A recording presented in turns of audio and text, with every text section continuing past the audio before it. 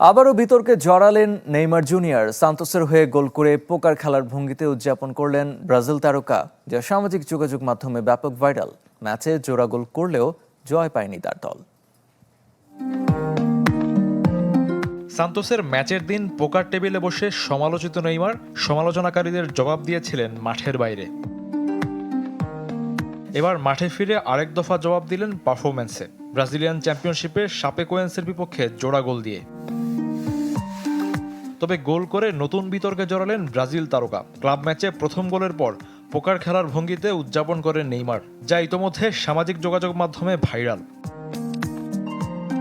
পোকারের সাথে তার সখ্যতা বেশ পুরনো। ব্রাজিলিয়ান পোকার চ্যাম্পিয়নশিপের সবশেষ আসরেও খেলতে দেখা গেছে নেইমারকে। বিশ্বকাপে নরওয়ের কাছে হেরে বিদায়ের পর তার ছুটি শুরু হয় ব্রাজিলিয়ান পোকার চ্যাম্পিয়নশিপে অংশ নিয়ে, আর তখন থেকেই সমালোচনার শুরু।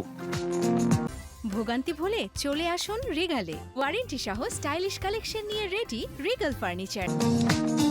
কোপা সুদামেরিকানায় সান্তোসের ম্যাচের দিন কেন পোকার নিয়ে ব্যস্ত ছিলেন নেইমার, একরকম বাধ্য হয়েই সেটার ব্যাখ্যা দেন, যেখানে নিজ চরকায় তেল দেওয়ার বার্তাও দিয়েছিলেন সমালোচকদের উদ্দেশ্যে। তার ফেরার দিনে হারার শঙ্কা জেগেছিল সান্তোসের, যদিও পেনাল্টির কল্যাণে হার এড়িয়েছে। সফল স্পট কিকে স্কোরলাইন সমান করেন ব্রাজিল পোস্টার বয়। এদিন হলুদ কার্ডও দেখেন নেইমার। সান্তোসের পরবর্তী ম্যাচ বুধবার। শফিউদ্দিন শাওন, চ্যানেল 24।